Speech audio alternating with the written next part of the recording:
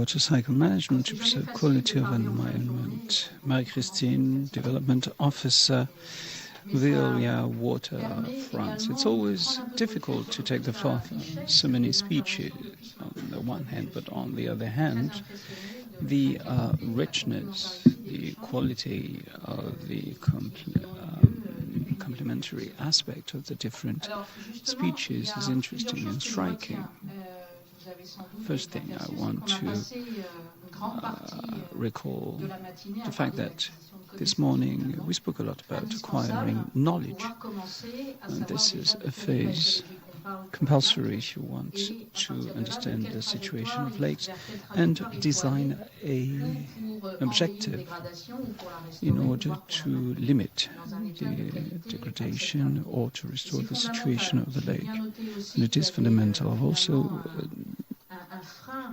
paid attention to the fact that there is an obstacle, that is the available tools more for scientists than for managers, because lakes, as we've seen that, and you know more than I do in this area, show much variability in time and space. We've also seen this morning, and that was clearly described by the Association of Grand-Lieu stakeholders, a lake receives what happens around it and upstream. So I wanted to go with you upstream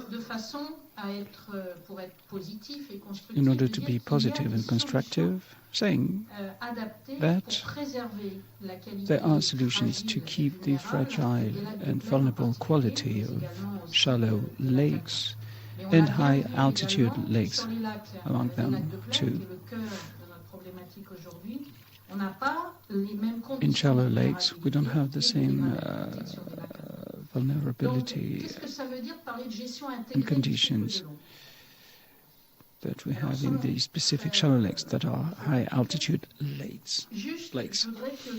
The water cycle, in the middle, focused that rivers and lakes are in the middle of the water cycle. So when we speak about managing the water cycle, we speak about the small cycle, something that is done for 100 years. I take water, I treat it, it's drinkable, and then it's wastewater, and I re-treat it, etc.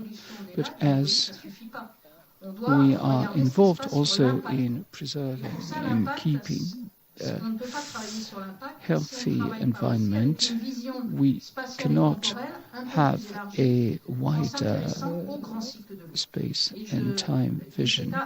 And if we don't work on the great water cycle, so the small water cycle is completely well managed economically, technically, with the French agencies,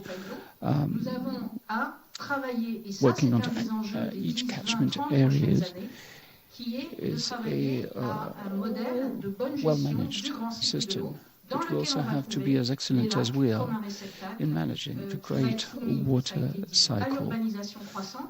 We have to face increasing urban planification, the influence of the different ways of using these areas, and all of it amplified by the impact of climate change.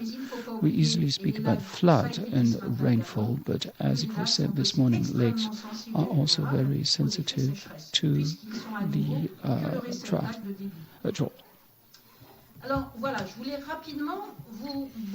So, in a nutshell, I wanted to show you a couple of solutions you could set up, all of them pointing at managing aquatic habitats, in particular shallow lakes. So we can add on the small and the great water cycle. A visual example I want to take. The basic principle in 99% of France is so to have water plants with or without. You see the difference. Before there is nothing. The same goes for the bottom of the lakes. When wastewater is taken in the lake without being treated, so we have to adapt to the vulnerability level of the lake. If a lake is oligotrophic or not, according to its vulnerability, we'll have to adapt the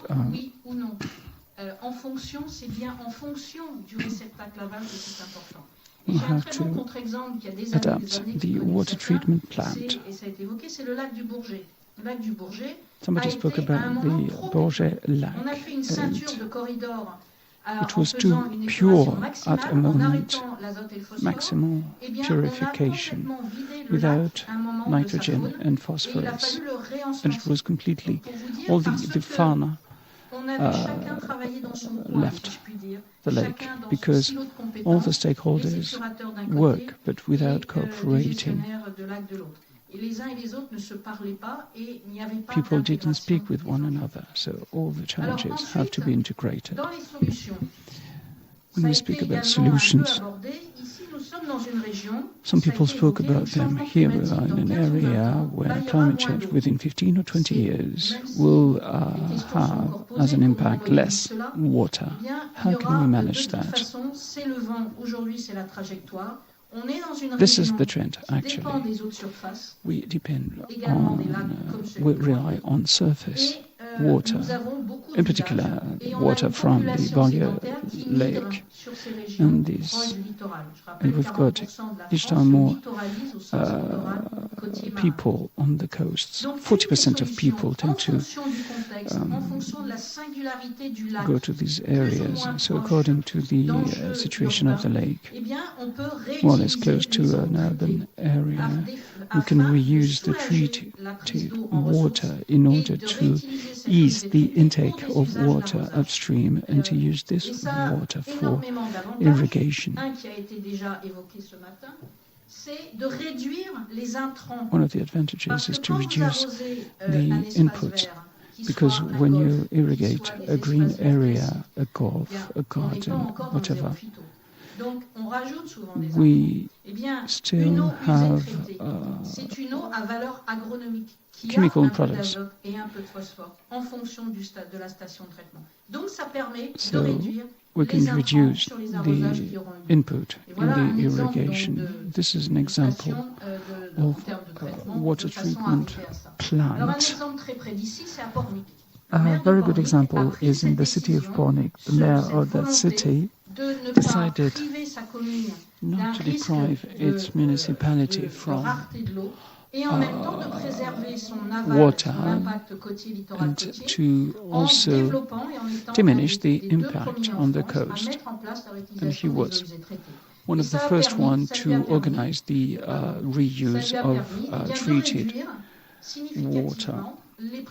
This way, he could reduce significantly the input in the Pornic Bay, so value of an added value for the public facilities, and also added value for economic use of this resource. So it's an objective of a good solution. Another example, it's a European meeting, so I wanted to find another example elsewhere in Europe, and I took the example of Berlin. If you know this city, it has changed dramatically since the fall of the wall, Berlin Wall, a drop in the economic activities, so the urban occupation is not as dense as it used to be, and there's a lake in Berlin, the Tegel Lake. We worked on restoring the quality of the water of this lake, because people go swimming in this lake, and the management of the water cycle was thought of using and reusing the natural filtration of these lake banks.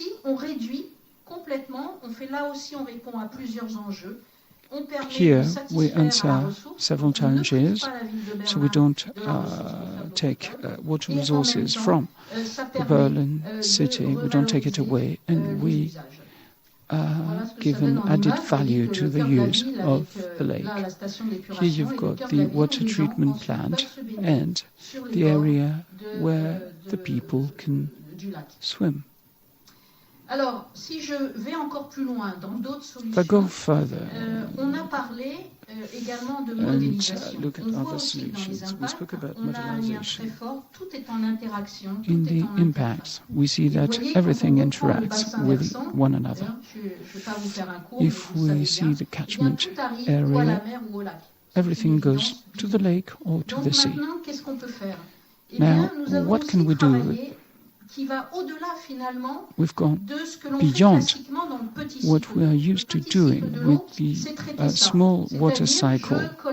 The small water cycle takes the water networks and re-inject them in the network. Now the slide is in English, so everybody will be happy. So we have designed a Ecological objective which has integrated management of the release in coastal areas. The purpose here is to reduce the rainfall flux that will be carried downstream by the catchment area, and we have to inform according to the local situation. So modelization coupled with the use of tools. Not only we work on urban networks, imagine the Grand-Lieu lake is only 5 kilometers from Nantes. In case of big rainfalls, we know how this network is degraded, and we see the impact in the middle. It's an example in the south of France, by the Mediterranean Sea. And this way we can integrate the management of rainfall flux according to what a sanitation system can absorb. Once you've got that, here you can decide about the use and the solutions. So for decision makers, they have an example of where you have to make an effort with what solution in order to reduce the impacts. With a more scientific approach, rain, hydraulic model, and water quality modeling. So we follow up the hydraulic impact, the bacteriologic impacts. We can see the example applied to swimming activities. So we follow up the bacteriological activities, so we can forecast the evolution and simulate the fluxes. Two interesting points. We control the use, the situation on a beach. Here you've got rainfall, heavy rainfall, with the increase of bacteria flux. So you can anticipate the use downstream. We could do the same thing with the beaches of the Forêt d'Orient if we are in an urban area.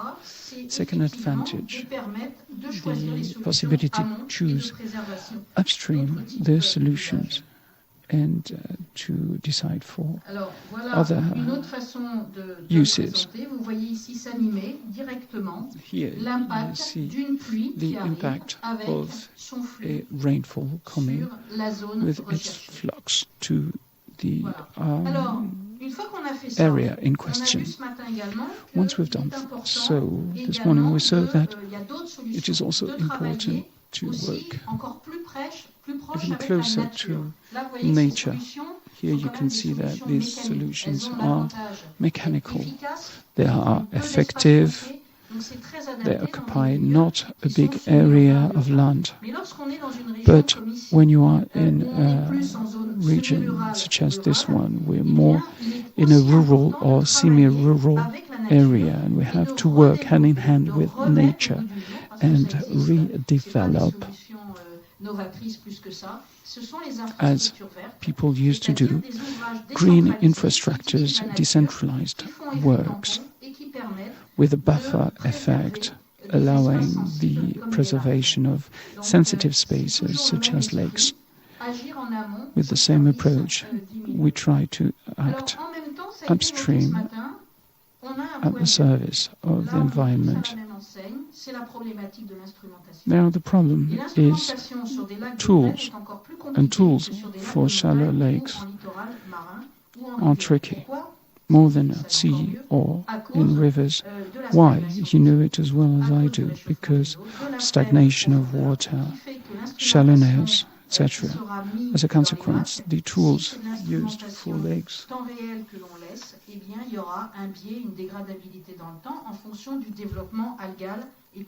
they will be impacted by the development of algae, for instance. But we're moving forward. We are developing new tools. 15 years ago, we had the first generation with a big tool, a probe, one measuring parameter, and we had to look for the measure. Second generation of tools, as it was explained in the example of high-altitude lakes, multi-probe with one parameter. We do it one time and without sending the data. And now we are reaching the third generation, this kind of buoy, smatch buoys. The maker is French, doesn't live far from here, lives in Edmond, NKA, leader in the French and the US markets, a Unidic company based in Brittany, two companies making third-generation instruments in order to have a real-time sending of the data, in order to better qualify the physical and chemical state of a habitat, such as a lake, whether it is fresh water or sea water. We still have to see the evolution in time with the development of algae, and it has a cost. For your information, a buoy with 6 or 7 parameters can cost between 5,000 and 10,000 euros. Installed probe, but that sends data every second or every week, for instance. Last example, we spoke about that. How can we lighten up the banks of the lake, whether it is high altitude lake or by the seashore? The organization of decentralized works parallel to networks, showing a buffer effect. We speak about wetlands, one of these solutions, but we can also build up works in places where there is still a land issue, in particular where the coastal observatory cannot use its preemptive right. So modelization according to the rainfall, and this way we can avoid the degradation downstream of a lake or a coastal area. We are developing this idea, in particular in Paris, in order to give back the possibility to people to swim in some areas in Paris, in particular in the La Villette artificial lake. It is artificial, but the same solution could be applied to natural lake. And of course, wetlands. Wetlands can be a natural corridor, a natural protection for downstream use of lakes. To end up, I wanted to show you this beautiful picture, a lake. And I want to tell you that we're all together in this adventure, and we have to set up this chain of values to acquire knowledge in order to determine the vulnerability of a lake, to see what can be the evolutions, the ones we can impose, and what decision makers can do and how they can act. The evolution is in time and in space, but with consequences within 5, 10, or 20 years. And unfortunately, you know that this time framework is not the same as the political time framework, so we have to keep our mind set on the objective in order to be successful. Thank you for listening.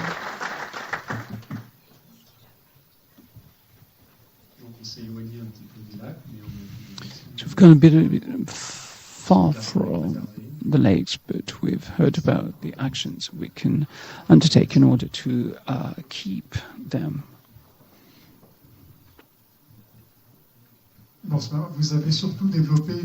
Hello, you have shown technical examples, which is completely meaningful given your background.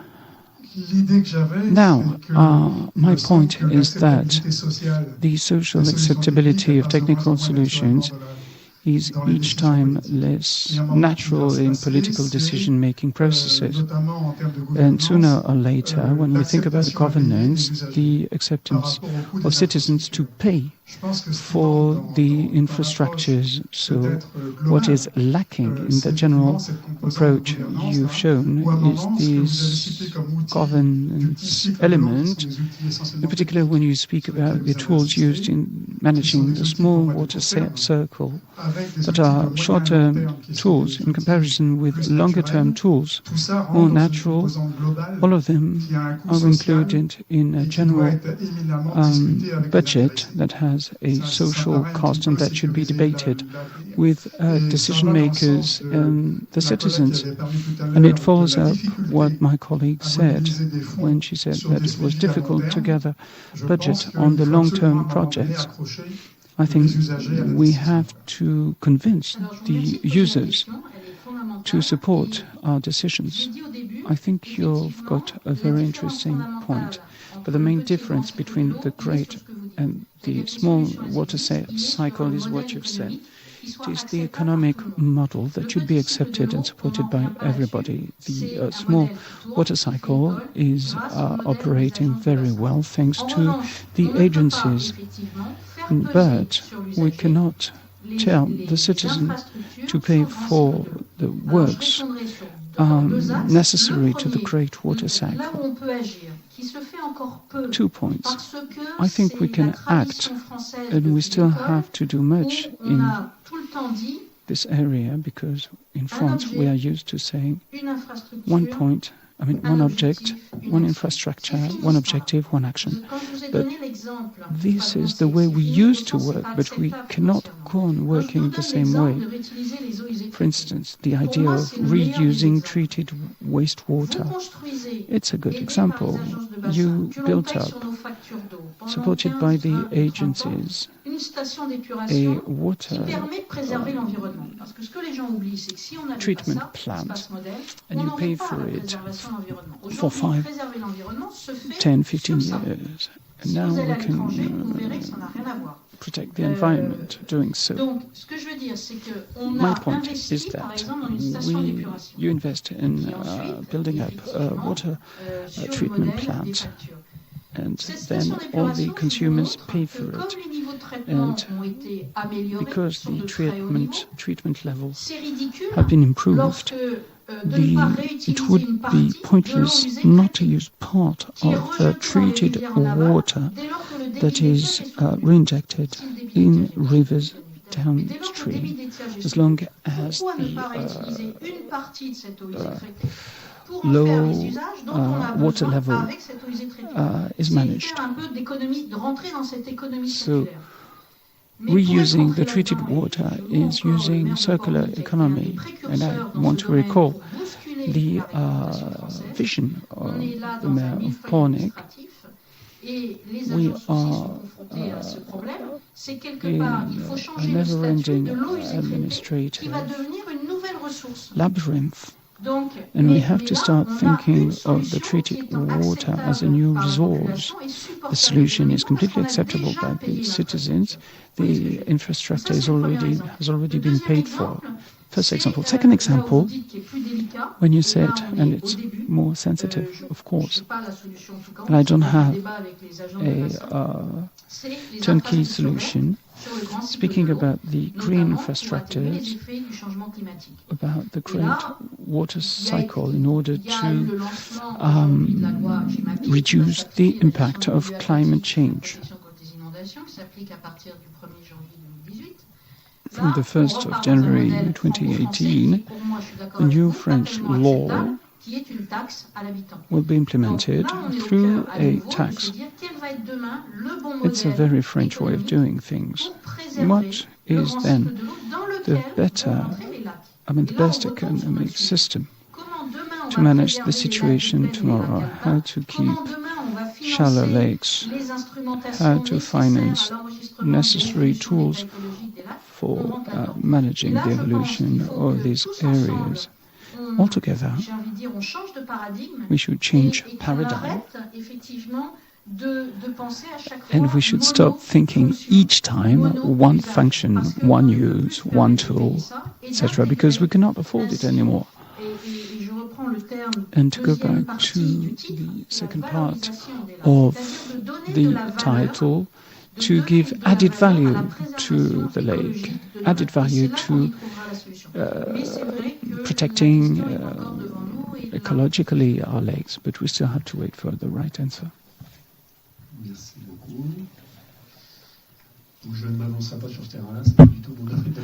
I don't have anything to say because I'm not a specialist.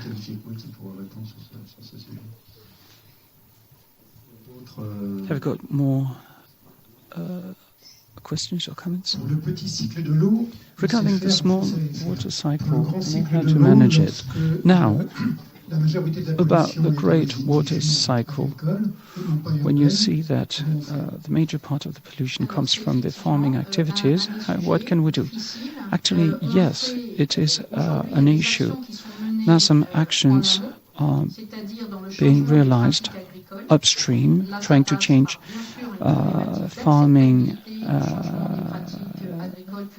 approaches according to the place where the farmers work. I started this activity in the Vendée department, where farmers could hardly understand why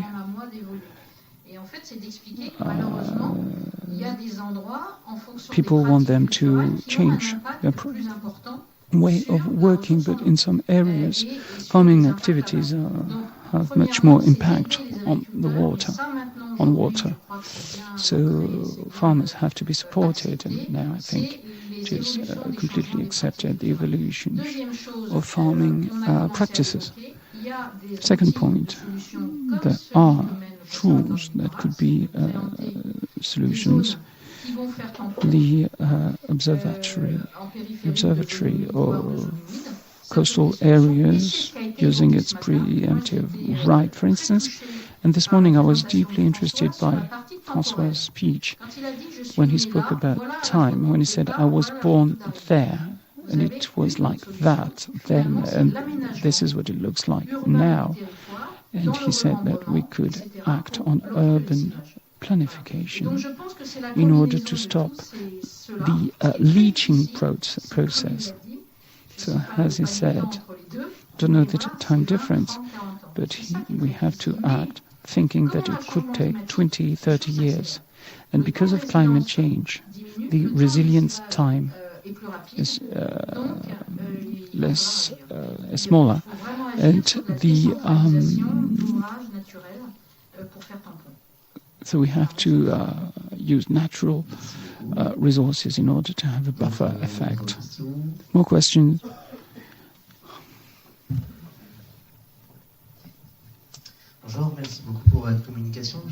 Good afternoon, thank you for your intervention.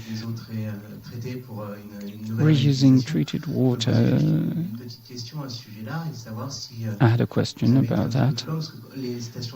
We've been further because water treatment plants are not perfect. And there's always a part of it that is not treated, in particular toxic products, antibiotics. So have you assessed the impact of these elements on the environment, not only on water areas, but on other areas? Or it's a complex issue. We could speak about that for hours. I haven't spoken a lot about the reuse of treated water. Of course, bacteria and viruses have to be treated, so the treatment can be completed with treating an infection by bacteria and viruses. Now, regarding dangerous hazardous products, I've got a good example. The Bourget lac, no contaminated water goes back to the lake, and the plants there were not designed. The plants there were not designed to treat the most dangerous products. So we are investigating now with people from the association of local stakeholders in order to have a matrix of organic micropollutants, in particular at the point of release of water in the environment. And of course, the situation at a hospital is more dangerous than the situation at somebody's house. So we have to acquire more information in order to set up the different possible evolutions, the different types of evolution for water treatment plants. But then it wasn't the priority of treatment level. So yes, we've got the treatment, but we have to act cautiously to acquire more knowledge, to analyze the situation and to see the different solutions upstream and downstream in order to work all together and in order to have something that everyone can accept.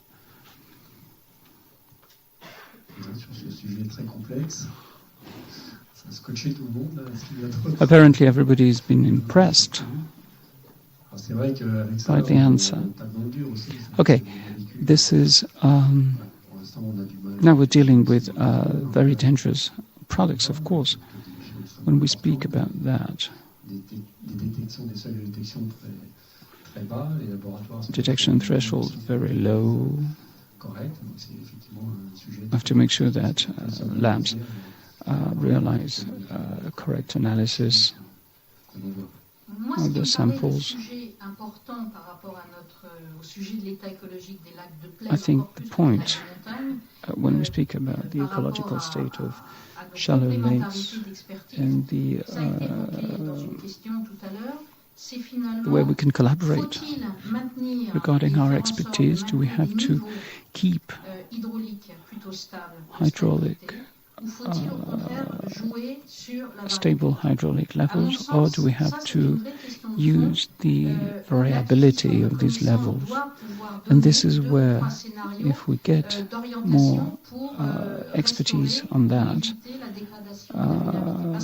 we'll find a way to avoid more degradation of the environment. Do we have to use flood dynamic as they do it in Forêt d'Orient, or do we have to maintain, to keep stable levels with an impact on quality, fauna and flora? I think this is the issue we have to deal with, taking into account the succession of drought and rainfall. I think you've just summed it all. You've just summed it up, so maybe we can go home. Anyway, thank you very much for your presentation.